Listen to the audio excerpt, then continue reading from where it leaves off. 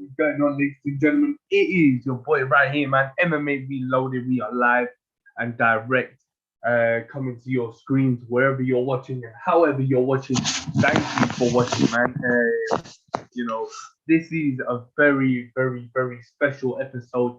This is episode 62 of MMA Reloaded Bro Talk. And tonight, folks, uh, I have something that will live up to those expectations of an episode 62, if there are any expectations of anyone's episode 60.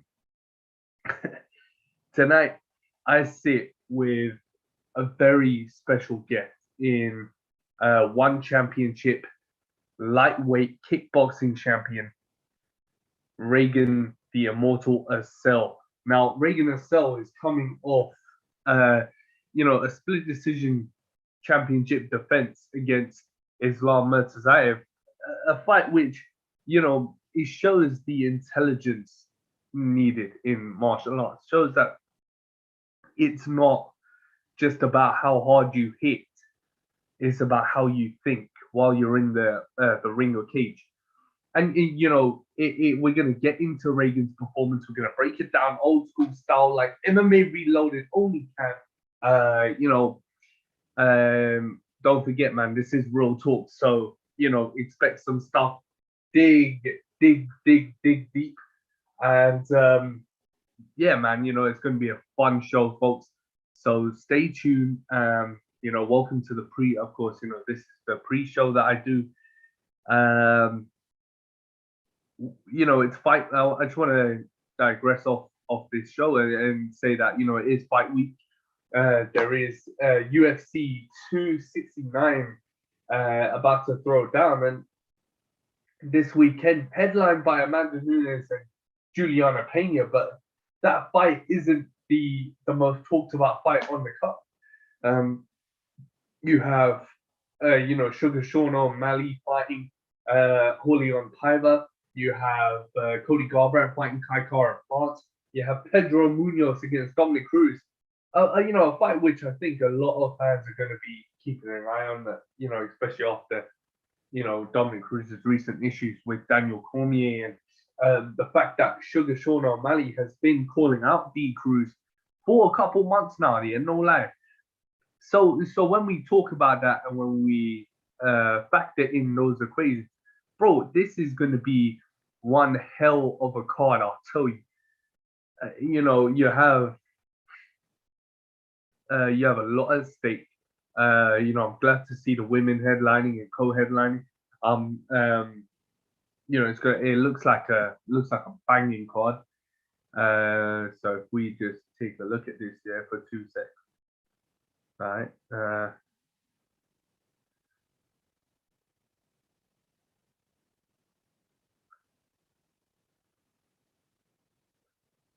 You also got Poirier and Oliveira. Jeez, I mean, dang, yeah, that's the one I forgot. Jesus Christ. You got Charles Oliveira defending his lightweight championship, against Dustin Poirier. Now, bro, if I'm Dustin Poirier in this, okay, and I think most people are thinking that, Dustin already deserves to be champion, so why isn't he champion yet? You got people thinking that against people thinking Dustin should not be underestimating Charles Oliveira coming in. Yeah, even though Dustin beat Conor McGregor, he's beaten Conor twice. He's running this hot streak of former world champions. He's been stopping them. He's been starching people left, right, and center. He even had Khabib in a whole load of trouble going into Abu Dhabi. But there is that factor of meeting someone new and a reinvented champion in Charles Oliveira making his first championship defense. Now that is a very dangerous combination, because Charles Oliveira is also a veteran, just as much as Dustin Poirier is. So with Charles Oliveira, what you're looking at is you're looking at a very hungry young man. You're looking at a guy who's been against the best, you know, and early in his career he had some mixed results. He was roller coastering up and down, but Charles Oliveira, as of late, has shown why he is one of the best in the world, and I think it's that motivation to be champion that led to that attitude change, that led to the win over Tony Ferguson, led to the win, against Michael Chandler to be champion. There is a lot at stake here for both men. I think Dustin Poirier has a lot to live up to. Charles Oliveira has a lot to live up to going into this as defending champ. So there is a lot there, folks. Yeah. So, folks, we are coming back. We're just going to do the particulars, which is invite Regian herself to the show. So, folks, don't go anywhere and, grab yourself a drink or something. You know what I mean?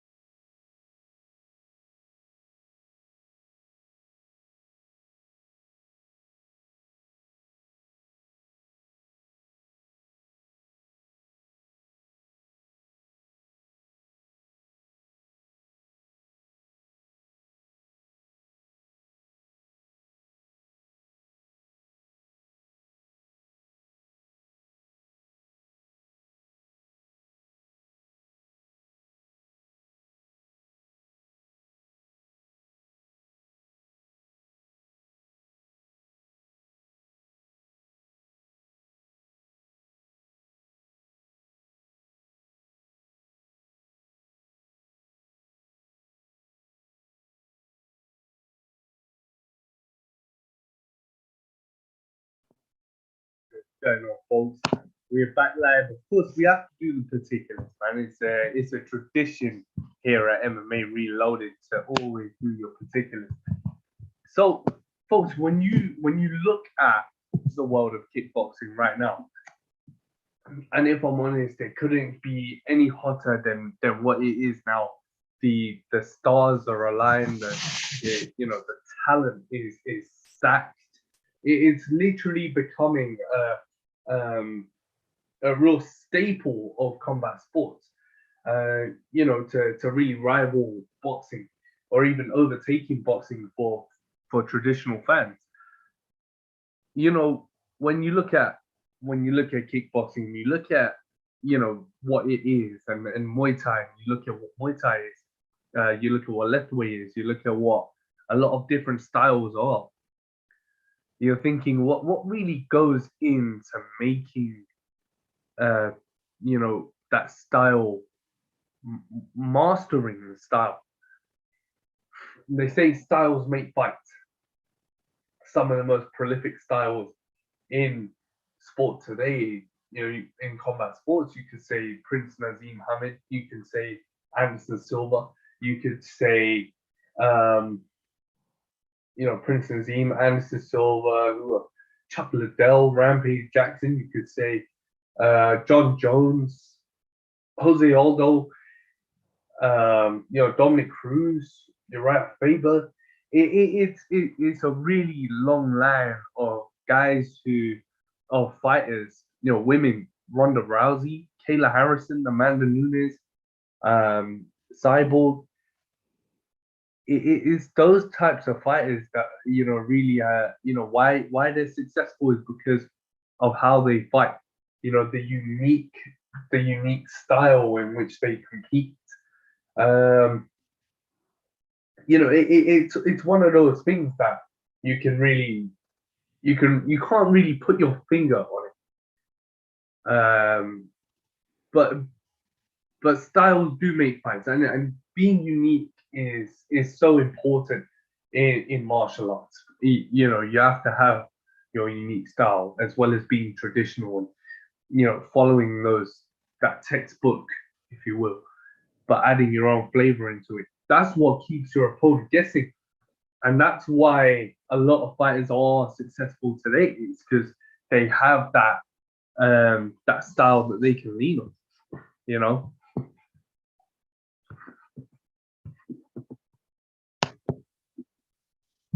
that style they do lean on. And it comes back to when you're boxing as well. You have things like Mike. You have guys like Mike Tyson, who had an infamous style. You have guys who really captivate fans. So you have defensive fighters like Floyd Mayweather and James Toney, or you have aggressors like Mike Tyson, Lennox Lewis, Sean Porter. You have flamboyant fighters like Terence Crawford, Devin Haney, Errol Spence Jr. You have stoppers, killers like Canelo Alvarez, Lomachenko, Tio Lopez, um, Tyson Fury, uh, Deontay Wilder. It's a long line of fighters with unique styles, and why they're successful is because of their style.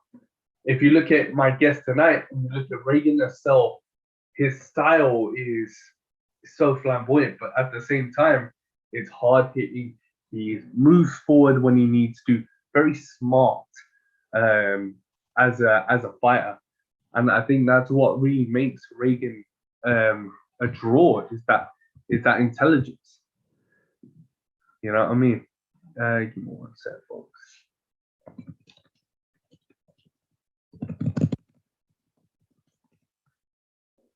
That's what really makes Regian Eersel such a great champion is his style.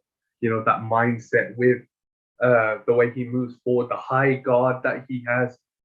He keeps his head low and looks for that overhand right as he moves forward. But that if I think there's also a thing about adapting your style to different styles of opponents, and you could be a striker facing a grappler. You don't want to get taken down, right? If you're say Jose Aldo fighting, or not Aldo, sorry, if you're um, Damian Maya again, if you're Damian Maya and on the other side is like Chris Weidman or something like that, or like Tyron Woodley versus Damian. Yeah, Tyron Woodley was not checking for Damian to he was not checking for Damian to really he was not checking for Damian uh to take him down. He was not checking to get taken down at all, right? And so what happened was when with Damian Maya, that's the way you should fight. Yeah, you should fight like Tyron Woodley fought against him because you get taken down against someone like Damian Maya, you're basically fucked. Yeah. Simple as. And that's the thing with styles and styles making fights. Implement your style, but think first. Yeah, think would your style work against this and this guy? It's hard to doubt it, but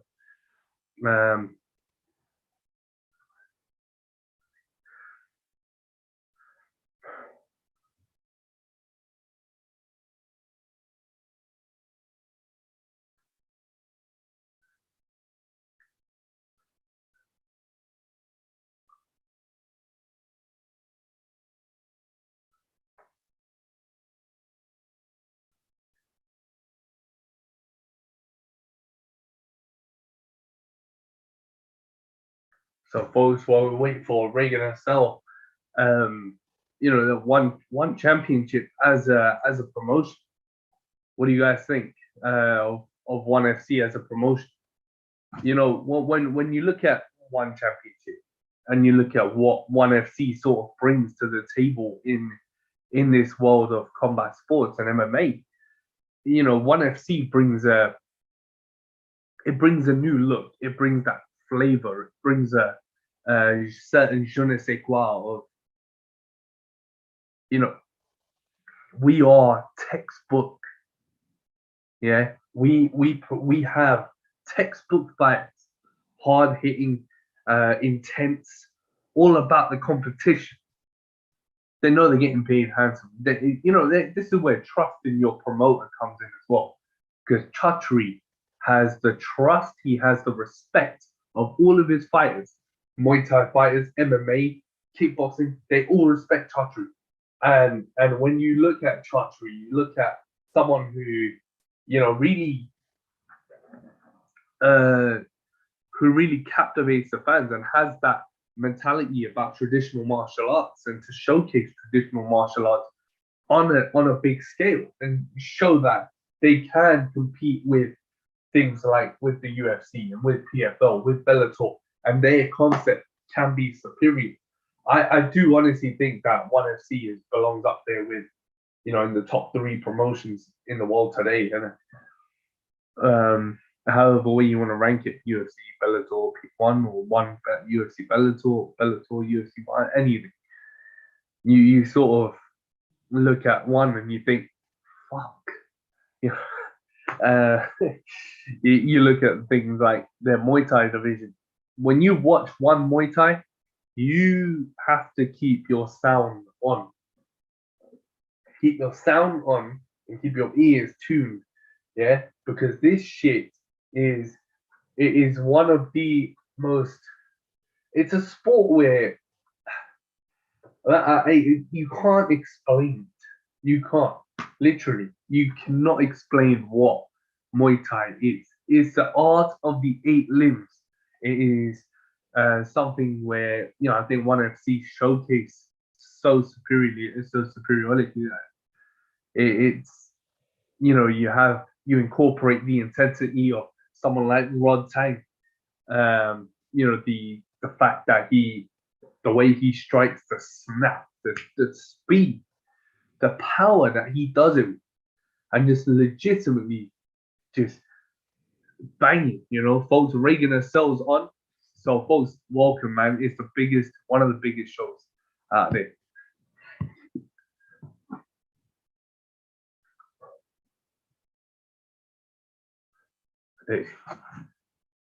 Hey, Regian.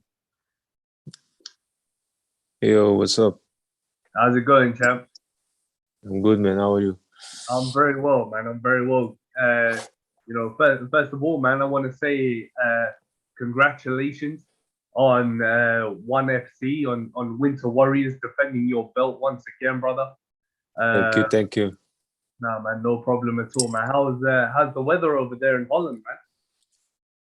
The weather is cold, man. I don't like it at all. The weather is cold. Yeah, it must be now, man. You're coming to the season now, right? Yes. Bro, this was I think one of your smartest performances to date, if I'm honest. Yeah. You think? I was watching it, bro, and I think I was gonna break it down with you later, but if you look at round 1 and the way he opened up with those kicks, and he was being the aggressor on you. Yeah, with those body kicks and using his jab. Did you expect that from him? Yes, I expected that. In my mind, I thought he would come out more aggressive than he did. Okay. So I was like prepared for like he's coming forward a lot, but he didn't. He stands still on his, and I thought he was coming more forward, but he didn't. He attacked though, but he wasn't putting the pressure on me. You know what I mean? So, but yeah, it was. I expected it, and and you know, did you expect the pace that he was going at? You know, and you were sort of waiting to pick your shots a lot. yes, Yeah. yes. Early in the fight, I was like, I had patience because, yeah, what I said, I thought he would come to pressure me, you know, but he didn't. He took his shots, you know, but it was not impressive. And yeah, I don't think so. I don't know. But you know, your cardio is always something that is really, you know, one of your most impressive feats, along with your strength. And I think you know you could go even now if you wanted to, you know. But was that something that you knew you had the advantage on in the fight against him? yes, we knew that he would break down after the third round, so we knew we had to step up the gas, you know, in the third and after the third. And my coaches already told me, like, okay, now you gotta put the pressure because otherwise you're gonna lose the fight. That was the first thing. And the second thing, he was getting tired, so I had to put the pressure on him. No, yeah, and you know, you say that he was gassing in the third. I thought he was gassing in the second, but like he was drained. Yeah, so that's when I think Yes, in the second you started to turn it up a lot more with coming forward on him and pressing him more. You know, and yes. that's where I thought the fight really just turned around for you. Yeah, but that you see that from the outside. I only watched the fight like 1 or 2 times now. Okay. Yes, I think if I'm gonna watch it like really serious to look at it, I'm gonna say probably yes from the second round. But in my eyes, it was that I put pressure only starting in the third round.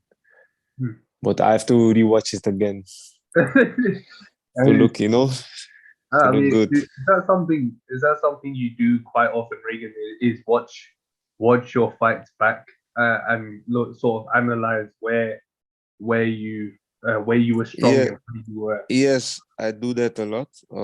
Also, when I'm together with my trainers, we Yeah. rewatch the fight, and then they pointing me things that I did good and things I didn't do good, you know. And then we talk about it and discuss how we can improve it, you know.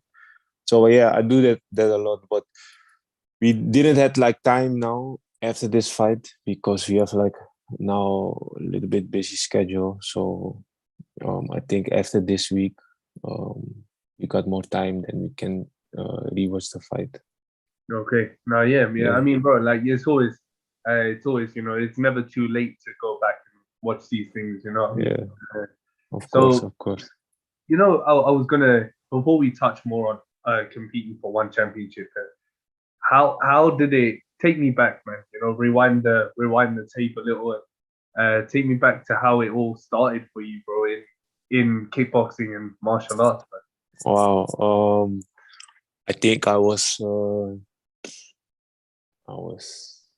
10, 11, 12 years, 13 years.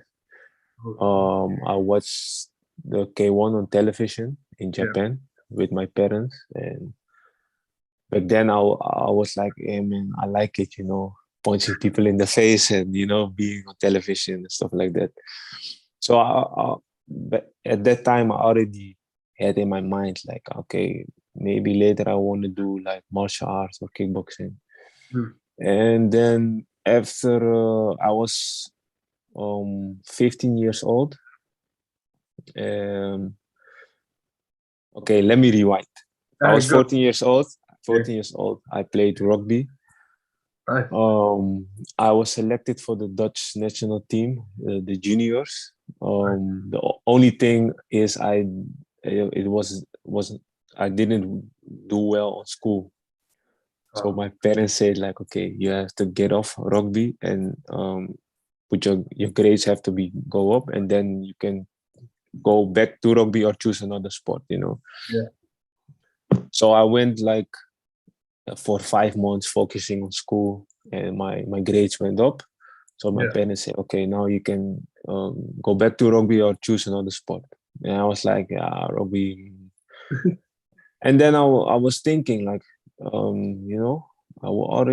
watched the K1 on television, saw the big names, Peter Hart, Remy Bonjaski, Yeah. Tyron Spong, also from my neighborhood. So I was like, okay, let me try kickboxing. And then I was 15 years. I step inside the gym. The gym was like 3 minutes walk from my home back then. That was Sichertong, Amsterdam. Mm. And I step inside the gym and I remember it. I was like a tiny little boy.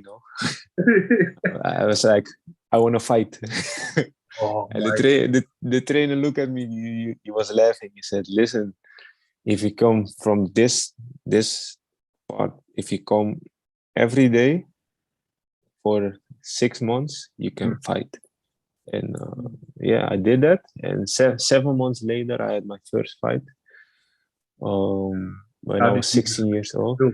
How did you feel, I man? 7 months. I was nervous as hell, man. I was 16 years old and I had to fight against a guy that was 24 years old. So in my feeling, I had to fight a man. Yeah. Come on. But I won on points, and yeah, it went well, and I fell in love. Hey, man. Reagan, like it's interesting. You mentioned guy like Tyrone Spong. And I didn't know that you actually Surinamese, bro. Yeah. Yes, yes, So I just found out. Bro. That's wicked, man. Because you look at right now, you look at Dutch kickboxers. You look at Alistair Overeem, yes. guys like that, and then you look at Tyrone Spong. Were those guys that you looked up to coming into the sport? Yes, at the time, I looked up to that guys. Of course, they are from the same country as I am, and yeah, they accomplish a lot. And yeah, I was thinking I want that too. So why not try it? Definitely, man. And Yeah. you're in one of the biggest stages right now in all of combat sports, and you are the ONE FC lightweight kickboxing champion. How are you feeling right now in your career competing for one championship? You're 57 and 4 unofficially. You haven't lost in 5 6 years. How are you feeling right now with that momentum? You know, it's hard to explain. Some people won't get it. It feels normal at the same time, but also special, because um, uh, when you build something up, um, you go step by step by step by step. And at a certain point, it becomes normal for you. But if you are on the top and you look back, down, then you're going to think, no, this is not normal, this is special. But because you are used to it, it feels normal. You understand what I mean? Yeah. So for me, it's like, I still see myself as just a normal boy from Amsterdam, who chasing his dreams. And I don't see myself as like, oh, I'm the best lightweight kickboxer now on the planet, or I'm ranked number 2 or number 1 in the world. I don't look at that. I'm like, for me in my mind, I'm still a boy chasing his dreams. So, but on the other side, if I meet people and they say, "Hey, champ, world champ," I'm like, yeah, I'm the champ. But it's like you feel at that moment you feel special, but yeah, at the same time also normal. When Yeah. you won the belt, how was that for you? How was that And for you? it was amazing, but also it's the same explanation because Yeah. you imagine you have a world title fight. You Yeah. heard it like 3 months before. You're gonna focus on the fight. In the 3 months you're gonna visualize. You see your opponent many times. You see in your dreams that you already won. You won like 1 million times. So in my head, I already how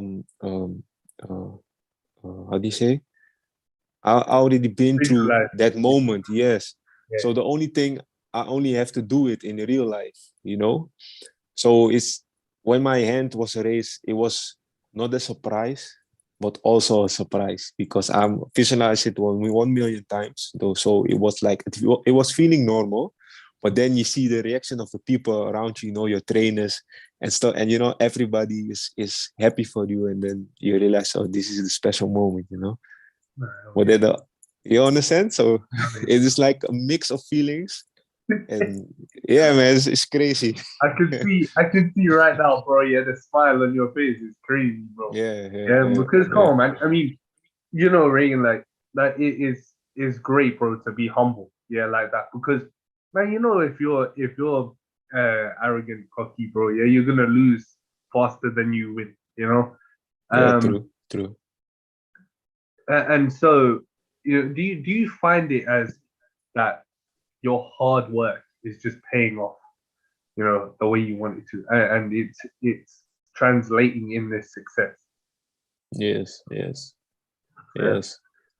But you know, that's what many people don't see. You know, that that's you it. Oh, like yeah. every day go to the gym twice a day. You train, you break sweat. You know, you are frustrated. You cannot eat what you want. You're on a special diet, and you know you don't feel good in your skin because you know you cannot eat what you want. You're tired, train. You know, but only the people that are close to you see that. You know, and um maybe they should have more like documentaries of a life of a fighter, you know, like a really pro life, not a fighter that has like millions in the bank account, you know, like a fighter who's chasing their dreams but with less, you know, then they see the real struggle, you understand.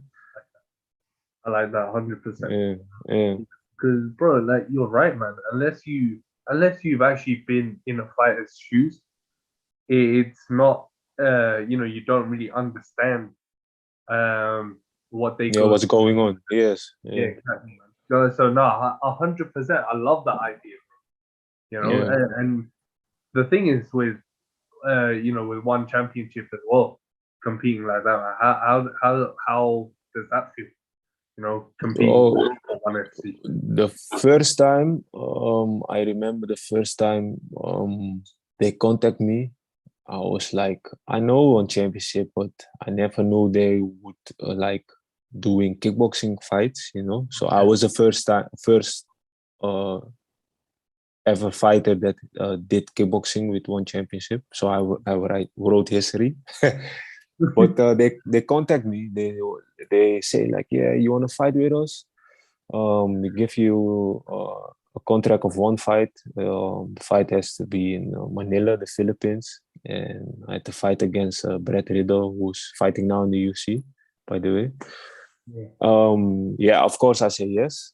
Then I heard it was in a stadium where sold out 20,000 men. Yeah. I was like, God damn, this is the first time I'm gonna fight in front of 20,000 men. So I was really excited.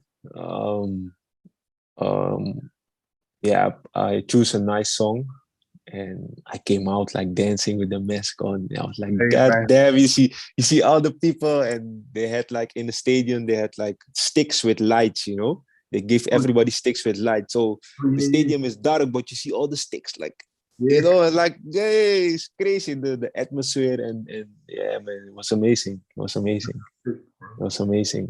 And Yeah. was that your first time fighting in the Philippines or in Asia, Yeah, or yeah. It was no, not the first time in Asia, but it was the first time in the Philippines. how Yeah, that how was that trip? the trip was crazy. Oh, how can I explain it? First of all, we came in the airport. By the way, really nice people. Yeah, Um, lovely but people. then we go on the street and we saw like not police but military with heavy heavy Wow. arms, you know, with heavy guns. The hotel was nice. We visit also a mall and a nice country, nice weather. Like the weather a lot. Really? And yeah, man, the people are very nice. Short. I was like the Oh, tallest, you you were know. the tallest. And everybody asked me in the mall also, you play basketball? Basketball? I said, no, kickboxing, boxing. So it was, yeah, it was really nice. But like you sort of expect you know 20,000 people in the arena. You expected? Did you expect that many people, man, and for it to be sold out like that? No, didn't expect it at all. No. I knew one championship was big, but Yeah, I'm a type of guy, you know. I look at the contract, I see the name, I see the money, I say, okay, this is good, okay, I sign, you know. I don't look at how big is the organization or how many people are coming. No, it doesn't matter.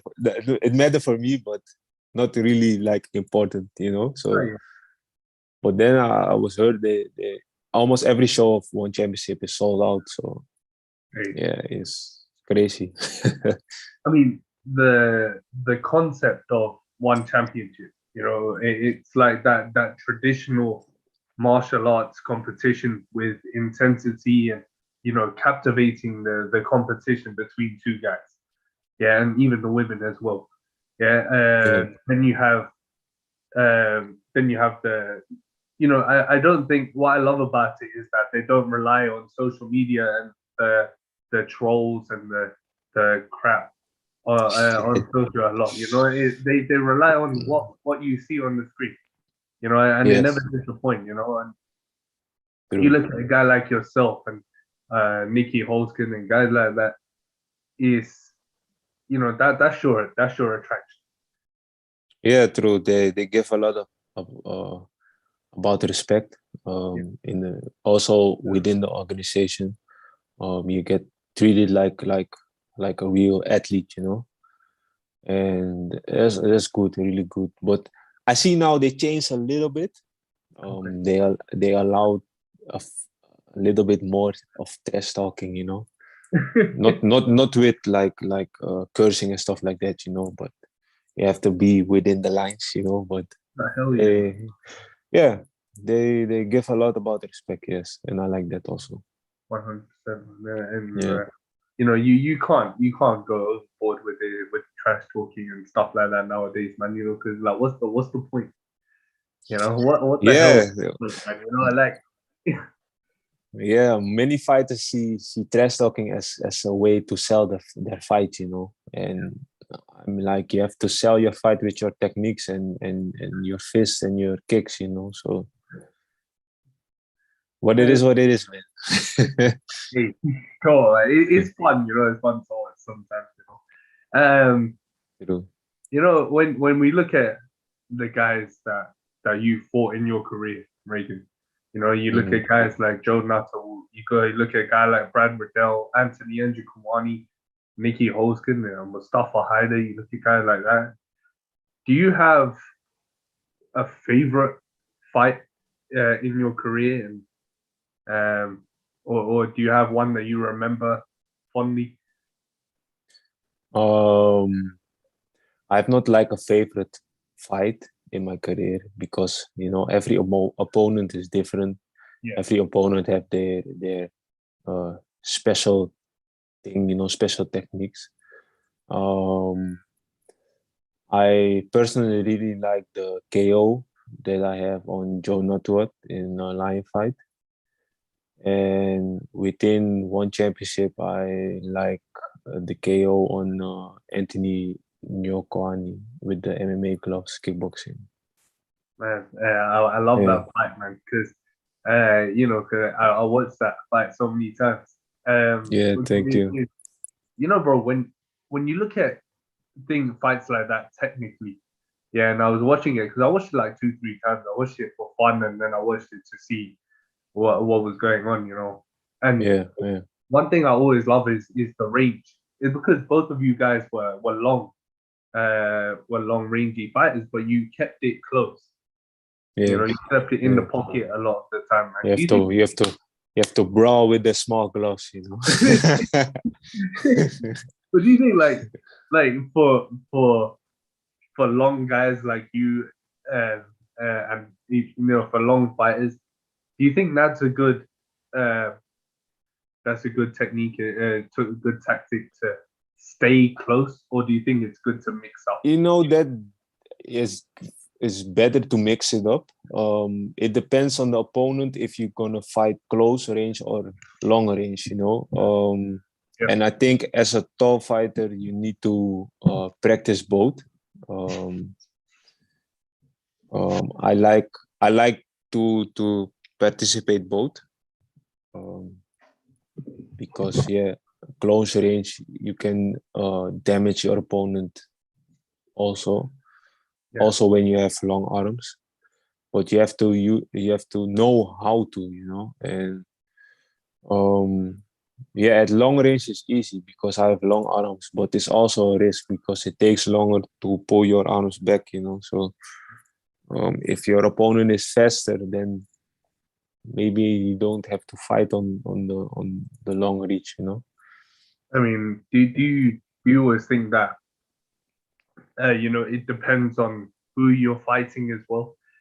Because you say in that fight you guys were pretty even in terms of height and reach. But if you look at if you're fighting someone smaller, do you think you would change up the strategy? Then I would fight on the long reach, yes. Because Anthony in the fight, if you saw it, he likes to fight on the long reach, you know. And because we are like the same length, arm length, I'm not gonna how do you say, fight his style, you know. So then I have to adapt and I choose to fight on the short range, and it worked out. So yeah. Hey man, hey, you the KO was brilliant because like in the end you sort of you were the more pressure, you put more pressure on him in the end, and I think that's one thing I love about your style is that you wait first, you pick and choose first time, it's like how you say, it's like a sniper, man, like a fucking assassin. Thank you. Man, well, is my life, man. It's just what I see, as an analyst, and when you come into these fights now, and you see that you see the type of wins that you have, is there someone that you have in mind to fight next, or do you think that it's you just take it as it comes? Right now I don't have somebody on my mind. What you say, I just take every fight, what one has to offer me, and just enjoy it, man. You know. I just enjoy fighting, so I'm not chasing anyone or any belt, or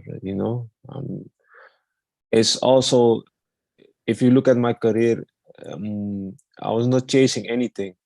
You just come on my pad, I take it, and I fight, I win some belts, and that's it, Same thing as one. It comes on my pad, sign the contract, and the rest is history, Hey man, history is still big for him, man. History is still big, bro. I mean, when you look at Dutch kickboxing as a whole, Regan, it's one of the most prolific styles, because you have such great Dutch kickboxers in history, and then you have a lot of great ones now. You have guys like Rico Verhoeven, Overeem, Tyrone Spong, guys like that. And you have yourself. Yeah. Yes. Why is Dutch kickboxing such a popular style? What makes it so different to traditional kickboxing style? It's funny because for me the Dutch style is normal. Yeah. You understand? For everybody that lives outside the Netherlands, it's like, oh, you Dutch kickboxing style. And for me, it's like, for us, it's normal, But I think every No, let me start first. I think with the Dutch style is we created like our own mix, and I think all the other countries they um, have that they still have the old like Muay Thai style, or they like in America they have more boxing Yeah, in within the kickboxing, and a few kicks. And I think the Dutch style has have mixed that all together, with the karate kicks, the boxing, Muay Thai, and I think they have mixed it pretty good, like a cocktail. They shake it very good, and it came out like Dutch style kickboxing. And I think that makes it special, yeah, Yeah, we have history. I think now more than 30 years that yeah, man. No, we yeah, do it like I think more than 30 years like that we have like a lot of professional fighters, world champions from Dutch soil. So yeah, we have been a long time.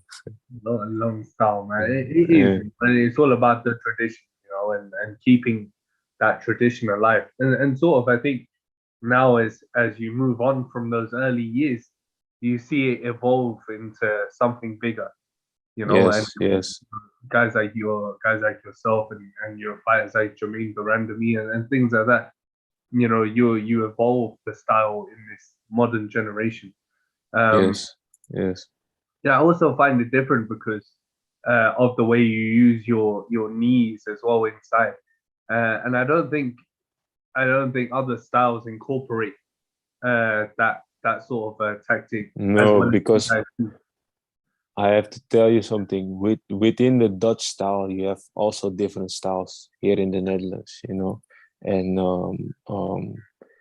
in the past, like 20 years ago, 30 years ago, we had like only 3 or 4 gyms, Oh and they shit! compete. Yeah, they competed uh, with each other, Huh. and I think we have like 4 styles or 5 styles here in the Netherlands that you can say, oh, he's from that gym of that kind of gyms, okay, he has that kind of style. And my style is based on the style of Lucien Carbin. There's I think you know him, maybe not. No, The trainer of Tyrone Spong, the ex-trainer of Tyrone Spong, no. ex-trainer of Alistair Overeem, what it was back in the days. Yeah, so my style is the Carbin style. My trainer was the former sparring partner of Lucien Carbin. If you're done with me now, you have to go, YouTube his name, Lucien Carbin. Then Hell you're yeah, gonna see. hell yeah. Now I have to now, man. Yeah, But man, I want to thank you for coming on the show as well, man. yeah, Because no problem, man, no I know problem. you just come off a fight, like a week ago, and Yes, yes. is it a good time? Is it not a good time? But no, man, I wanna thank you for that. All respect to that, Yeah, and thanks.